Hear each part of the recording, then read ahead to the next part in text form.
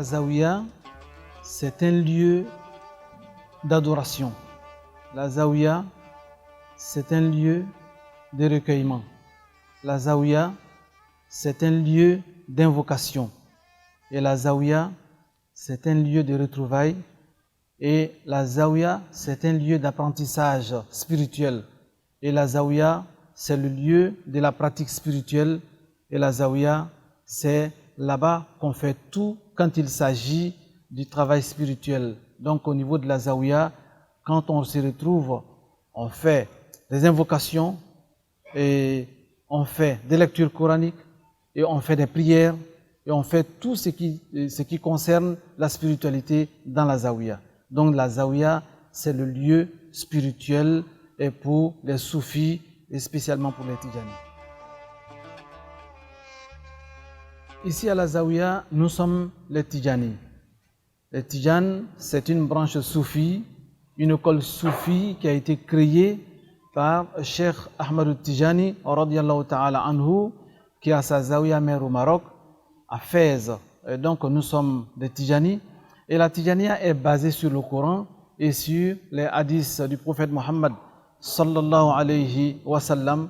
Et la Tidjaniya est basée sur certaines évocations. C'est basé sur Al-Istighfar 100 fois, Salatu ala Nabi 100 fois, La ilaha illallah 100 fois, tous les matins et tous les soirs. La Tidjaniya est basée sur la wazifa, Astaghfirullah al-Azim al-Lazi, La ilaha illa huwa al-Hayyul Qayyum 30 fois, Salatul Fatihi 50 fois, La ilaha illallah 100 fois, et Jawharatul Kamal, appelée la perle de perfection, 12 fois, une fois par jour.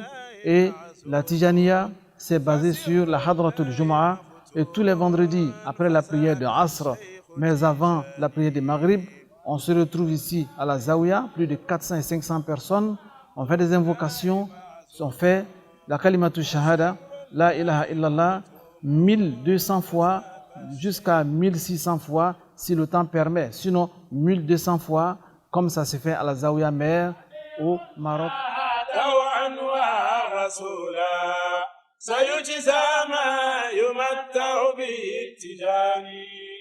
هو الكنز النفيس ولا يباع طريقتنا وسيلتنا التجاني أطيعوا الله طوعا والرسولا سيجزى ما يمتع به التجاني.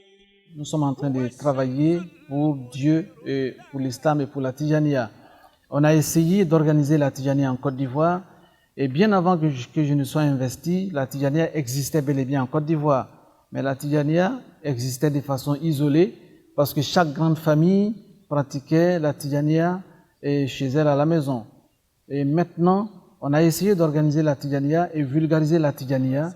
Et on a commencé par mettre en place l'association du Conseil des Muqaddam. Donc le Conseil des Muqaddam, c'est le conseil des guides de la Tidjaniya en Côte d'Ivoire et que nous avons mis en place depuis près de 15 ans. Et ensuite, nous avons mis en place la fondation et les bienfaisances de la Tidjaniya en Côte d'Ivoire qui travaille depuis près de 12-13 ans. Et la fondation, eux, ils travaillent dans la Tidjaniya, mais du côté social. Et ils font des œuvres humanitaires, ils aident les pauvres, ils aident les guides, ils aident même les prisonniers, ils aident les malades, ils soutiennent les imams, ils soutiennent ceux qui peuvent soutenir à chaque fois que le besoin se fait sentir.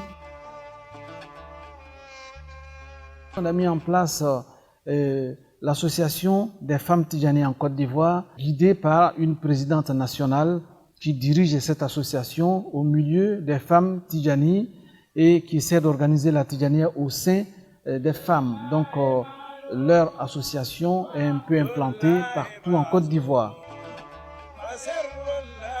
Nous avons des collaborations religieuses avec le Maroc, puisque à chaque fois que le Maroc a de grandes cérémonies, surtout par rapport à la fondation de Sa Majesté, le roi Mohamed VI, nous sommes invités au Maroc. Nous partons au Maroc pour assister au grand colloque, nous sommes invités au Maroc pour assister et aux grandes manifestations, aux grandes rencontres de l'islam et surtout de la fondation. Nous avons mis en place un groupe de cantiques à la Zawiya qui font des chants religieux dirigés par un muqaddam qui s'appelle Ismaël Sonta. وليس لهم نذير في التجان أطيعوا الله طوعا ورسولا سيجزى ما يمتع بالتجان كلامهم بذكر الله حقا سيعلو من يلازم بالتجان